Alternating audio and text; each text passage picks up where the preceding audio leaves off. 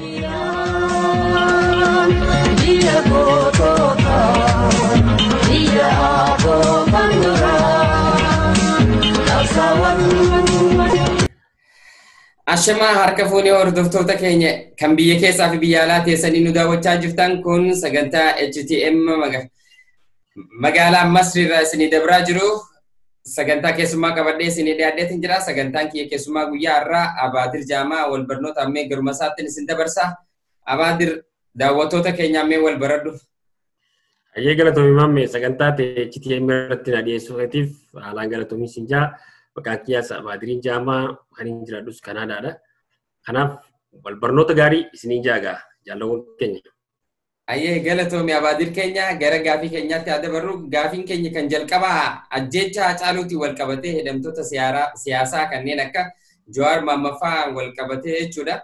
Manni murtii hidhaa beellamatti daddabarsuudhaan torbaan lamaan akkasitti lafarraa harkisee lafarra bubbutuun kun himee du'a ajjeechaa Hacaaluutiin wal qabatee maal si fakkaatamee wantu?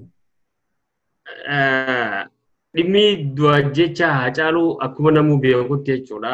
Kun waan ifa jiru jechuudha.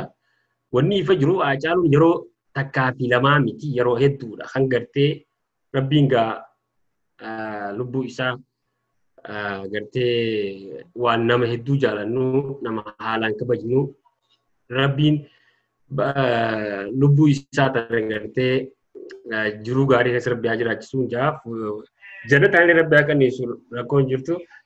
Kanaaf ani Hacaaluun onnee uummata Oromoo xiqqaarraa hanga guddaa keessa jira jechuudha.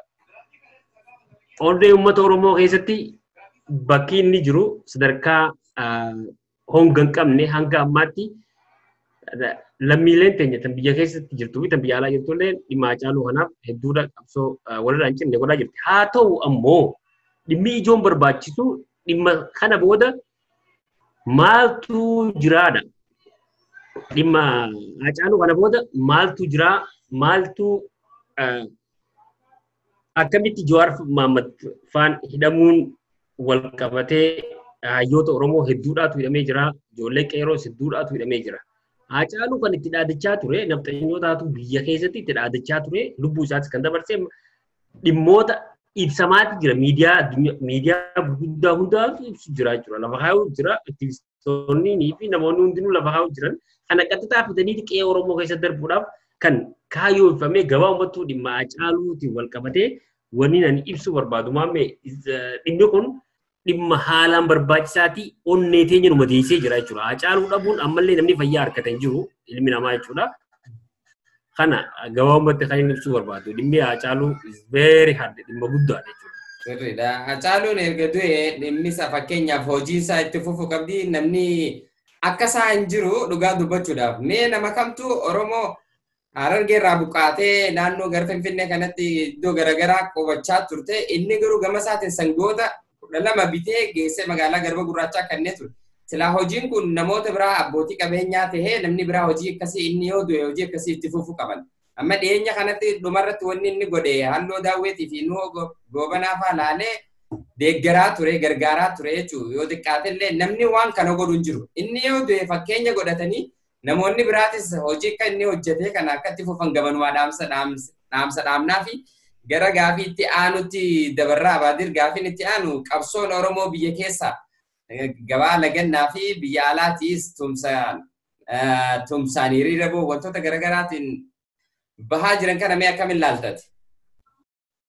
Yes, amma tarkaanfii takka tanii irra utaaluun barbaade dhimma Hacaaluu kana deeqa takkaaf naa kannitu keessaafuu dhimma Harargee wajji wal qabatee jechuudha. Dhimma Harargee wajji wal qabatee yeroo inni buqqaatota abdii illeen shira mootummaatti sirna yeroo san bultu sirna TPLFin qindaa'ee abdii illeen achi keessaa uummata keenya facaasee yoo yaadatte galma Harar keessatti galma Afran Qallootii ammoo galma Harar ijaaratte keessatti dhiyootan yeroo biyya dhaqullee bakka san deemeetti ilaalee ture. Galma guddaa kana keessa dhaabbateeti booyaa jechuudha. Isinii mitii jeeti. Hamigaa inni beektaa artistii qofaatii miti hayyuudhaas inni roobni inni itti ibsamu onnee uummata Oromoo keessatti utubaa qabsoo uummata Oromooti. Siidaa qabsoo uummata Oromooti. Hacaaluun jechuudha.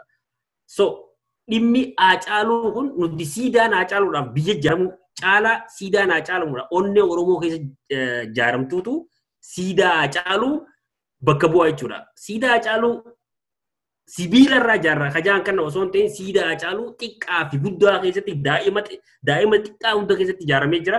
Kanaafuu kun kanumaan bira kutaa gaafiilee ta'e lammaffaa dhimma lagannaa gabaa wajjin wal qabatee qabsoon torbaan irra dabaree har'a xumuramte wanti tun jechuudha. Dhimmi lagannaa daandii cufuu dhimmi diinagdee lagannaa diinagdee kun daandii cufuu aanarraa aanaa akka waliin qunnamne godhu keessaafuu kallattiilee shanan Finfinnee akka ittiin seenne godhuudhaaf daandiileen yeroo hedduu cufamaa keessaafuu torbaan kana waan addaa takkaa jira. Wanni addaa takka qeeroo duraan facaate jedhamee qeeroo duraan 50-50 irra jirtu jedhanii mootummaanis itti abdachaa ture yookaan facaateeti amma booda akka feenoo goonatti jechaa turan qeeroo tokkummaan qeeroo xiyyaafuu dhibbattiin hedduu waan ajaa'ibaa ta'e jechuudha. Jarri qeeroon haadhiidhamuus haanii jira. Hunuudhamuus kabiraan dhufa. Kun amanuu dandeessu qeeroon hin amanamtu. Qeeroon jechuun it's a different waan addaati.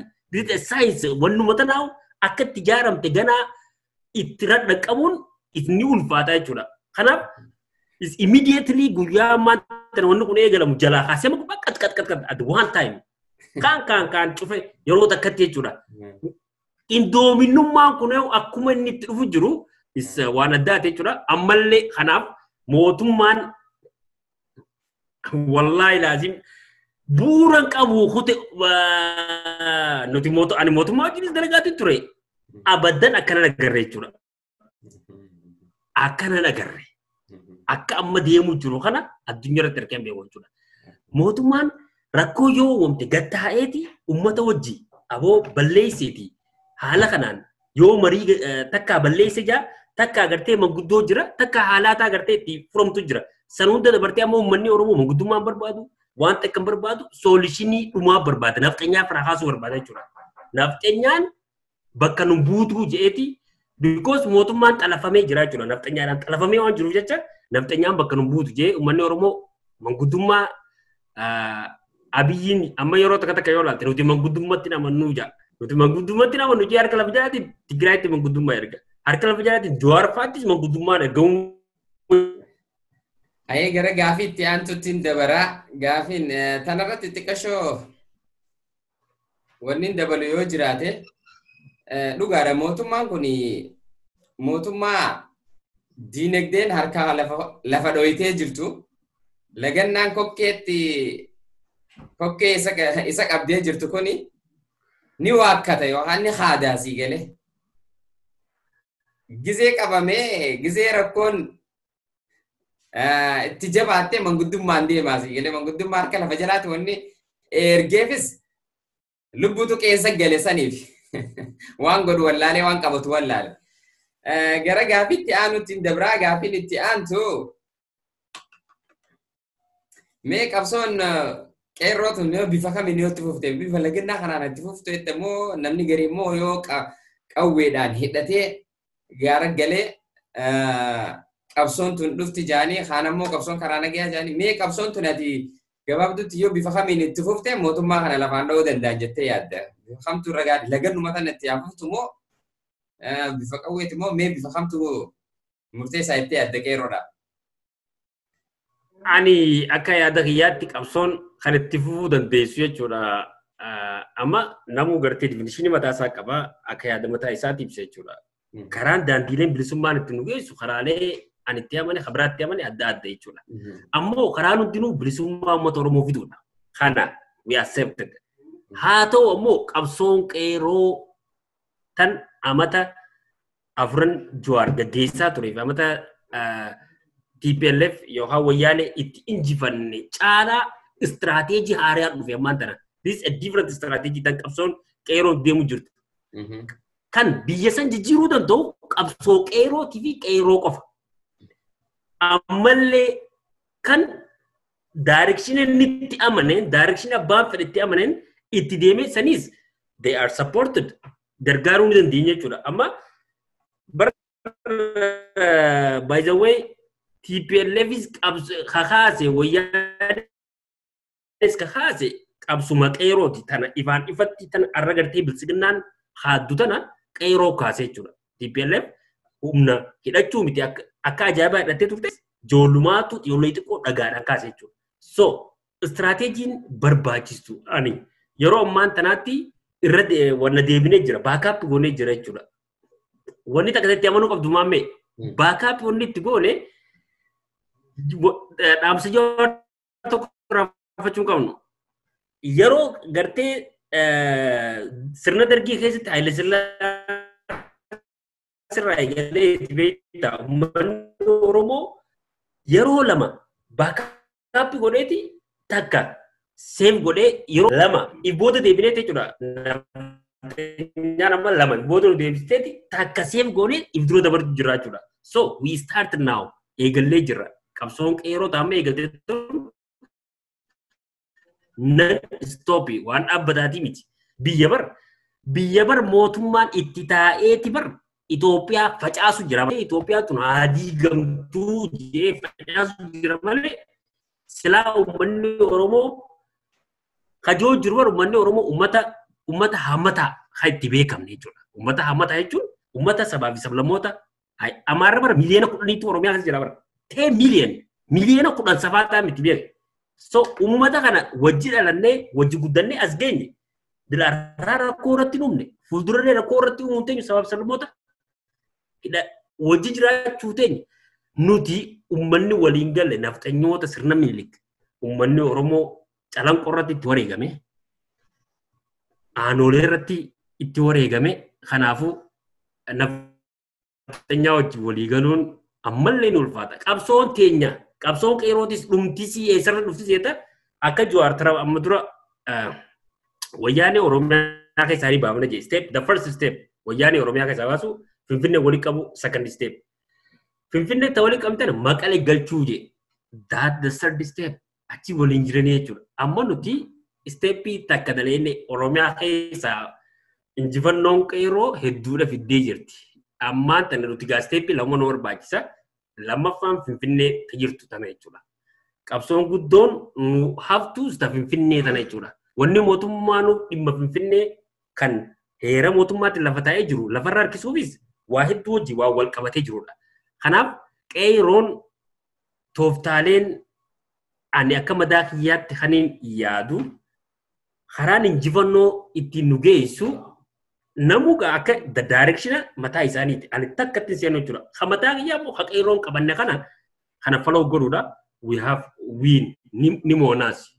Tana maame. Inshallah. Sirriidha. Jarreenis nama qubatti qaban dhabanii qeerroo jechuun organization tokko yookaanis paartii tokko waan itti yakkan dhabaniiti nama lagannaa kana labse ni dhabaniimi. Lagannaan kun ammas waan ajaa'ibaa lubbuu namaan balleessu gocha kana ammoo halkan raawwataniiti karaa raayii kan dhabaman. Waraanaa wajji qawwee fi dhahaa waliin guuruun hin jiru beekte. Nama kana dhabaniiti isaan ammoo kan yakkan maali? TPLF tokkana godha, ABO shanee tokkana godha, ja'anii afaaniin ololaa jiran paartii PP keessaa kan dhageenye. Kana qabsoon qeerroon tarsiimoo fi qabsoo tarsiimoo Jawaar baaseef sanirra deemti yookaanis ni beeyti ifiifuu. Namni hin hogganu ofiifuu ibsa lagannaatis ta'e waa cufa ofiif baafatti. Ana qabsoo isaanumaaf dhiibna isaanumaatu bilisummaatti nu geesse jennee waan abdannuuf. Gaafii itti aanutti si dabarsaa gaafiin itti aanu mee goobanaa fi gabroonfata gantuu fi goobanaa nu keessa jiru kan Oromoo kannu kan wal nu nyaachisu kanaaf mee dhaamsa yoo qabaatte mee akkana kana akkamitti of keessaa qulqulleessuu dandeenya Oromoon? Ani beektaa wanni tun haalaan barbaachisaadha. Yeroo ammaan tanaatti namni sadarkaa hedduu waliin ga'ee jira amma keessatti jechuudha. Ammoo haa ta'u keessaafuu namni maqaa abalu jee man dubbanne as gubbarratti jechuudha. Ijoolleen gadda ciminatti qollee siyaasaa ni qaban jennee hubannu ammaan tana nafxanyaa hojii dhaabbachuu fi goobanaan daacee laal jirru kun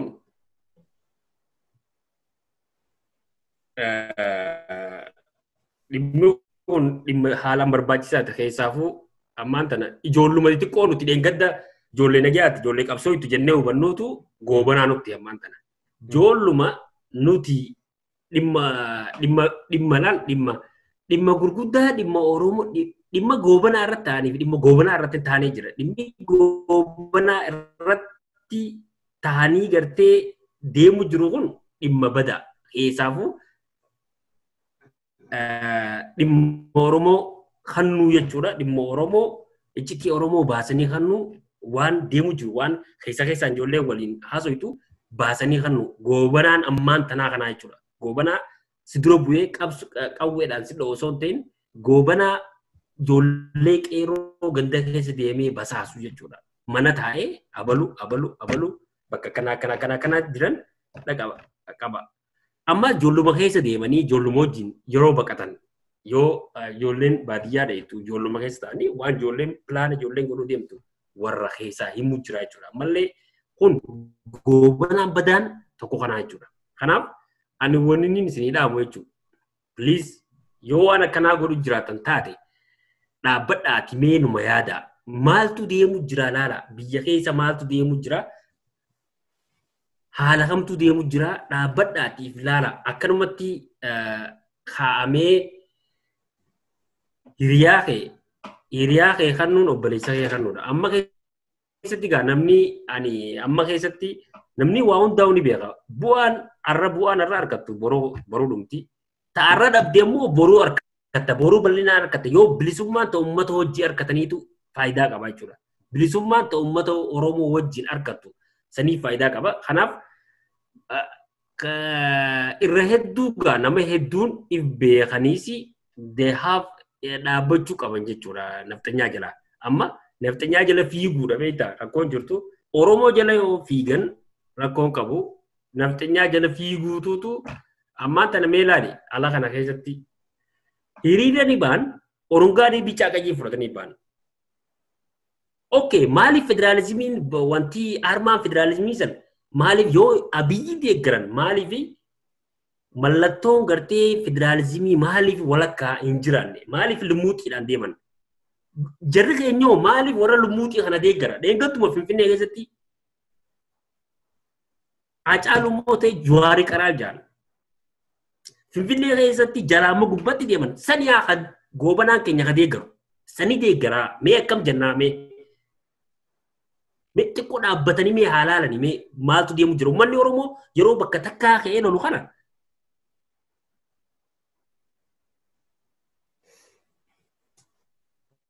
bar mootummaa bar roorrootu uummata kana kaasee bar dubbii jabdu ammallee Itoophiyaan nagee haa argattu dhimmi Jawaar fi dhimmi hidhamtoota siyaasaa Oromoo yoo furmaata argatteedha. Kanaaf goobantoonni jechuudha.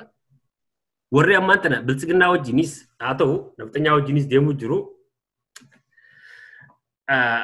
Yoo dhaabbatanii itti yaadanii jaanan dhaabbadhaa itti yaada bakka think standing somewhere and think what's going on. Yoo godhan irra gaariidha. Hajoon gabaabsee qabaaf jechuudha. If beekaa waan ta'eef jechuudha. Sirriidha. Anis asirratti xiqqashoon itti idoo fedhaa fi warra gaafa TPLF ummata Oromootiif ergamtuu ta'ee nama fixaa ture kuni gaafasiis goobanaa Oromoo irratti arraas PP hojjete yooni fi naftanyaaf ergamee Oromoo irratti Oromoo obboleeyyansaa sana manarra deemee guursisuu hidhuu ajjeesuu itti fufu ta'e goobanaan mataasaatii isaa ol namni biraa kan goobanaa jennuun hin jiru. Maaliif Oromoo ta'ee Oromoo kan kennu Oromoo ta'ee Oromoo ol nyaachisu goobanaa daacee ijaarraa kanaa jechuudha. Saniifuu gantoo kanaa kana qeerroon fiifuu malatti malti duraan dursee garuu nama kanaaf of eeggannoo akka godhuuf itti dhaamaa turanii namni kun akkana godhu jira gochisaarraa akka if qusatu akka adabatu jaanii dhaamsa kannaafi turanii aanaalee garagaraa keessa bulchaa aanaalee garagaraa keessa miseensa kanaati jira kan dhokatee Oromoo irratti duuluun Oromoo wal nyaachisu kana gamanumaadhaan hanqana itti dabaleetiin gara gaaffii xiyyeeffatti aantutti dabra. Dhumarratti gara dhumaa deemaa jirra mee abaa dirate akkuma walii galaatti dhaamsee ati qabdu waan qabdu dhaamadhu mee dhumarratti gara goolabuu deemaa jirra. Sorry. Beektaa maame gabaabsineetuma dubbachuuf bareedaadha. Because dhimmi hedduunis dubbatamee jira. Dhimmi hedduulleen dubbatamuuf ta'a. Ganaa dubbatamuuf ta'a. Yeroon itti geessite jechuudha. Kanaaf ani qabsoon inni dhaamu tokkummaan amma Jawaar hidhamuu, hiikamuu, Baqqaleen Garbaa hidhamuu, hiikamuu, tokkummaan uummata Oromoo kan duraan yaadan san ni faca'a jedhanii yaadame san akka hin faca'in tokkummaa keenya agarsiisnee jira jechuudha. Tokkummaan kun kan alaa keessaan tokkummaan keenya bu'uura irratti ijaaramee jira jechuudha. Maantana yeroo maantanaatti jechuudha. Akkanumatti kun tokkummaan kun akkanumatti itti nuuf fufuu danda'uu qaba jechuudha. Tokkummaan osoo nuti godinaan gandaan gosaan waan takkaan osoo waliin faffacaafne wal qabannee laga fiiguu qabna jechuudha. Laga fiiguu jirra jala dhiyaannee jirra ol seenuu nuufi. Amma ulaa afaan jirra beektaa ulaa qabnee dhaabbachuu jirra. Namni ulaa qabee dhaabbachuu jiru oluma seenuudhaatu nuufi. Kanaaf tokkummaa amma dhufe kun tokkummaan amma keessaafuu ammas aktivistoonni keenya gurguddaanis tokkummaa qaban. Tokko hattuunis ni jira.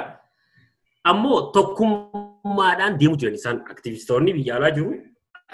Appreciate qacalotti jechuudha. Tokkummaan deemu jiran tokkummaa sana ammallee nu jabeessuu qaban. Tokkummaa sana nu jabeessanii karaa barbaachisutti jechuudha. Uummata kana yookaan qabsoo tana ceesisuu danda'uu qabna jechuudha. Karaa barbaachisaa ta'etti. Uummata Oromoo bilisoomsutti, uummata Oromoo sirna nafxanyaa jalaa baasutti ammas beeke du'aan keenya baay'ee yoo nafxanyaa dhagee hirribaa ka'a ni fayyaasi. Hagaggabee jirus ni kaa'asi. Kanaafuu biyyi tun ka godhu uummata Oromooti jechuudha. Filannoon qabdu Itoophiyaan uummata Oromoo qabdi.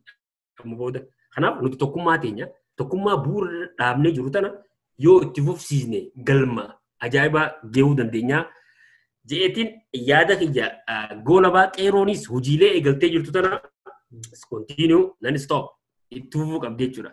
Qeeroon gaachana uummata Oromooti gaa qeeroo namtichi qeeroo gaafa kaan qeeroo miliyoona 60 keessanii qeeroo jechaa oltan jee Lammaa Magarsallee rabbiin gaa beene this is kunis kabiraati. Kanaafuu ani dhaamsi kiyya hanii qabu maamme guutumattuu tokkummaa amma eegallee kana bu'uura gadhaabnee jirraati jabaannee itti fufuu qabnaan siin ja'a galatoomii waan na dhiyeesteef. Abshir galatoomii abaadir keenya sagantaa keenya kan guyyaa irraa asumarratti goolabna sagantaa biraatiin hanga walitti deebinutti daawwattoota keenyaanis gamanumaa nageetti jennaani nageetti. Galatoomaa nageetti. Nageetti.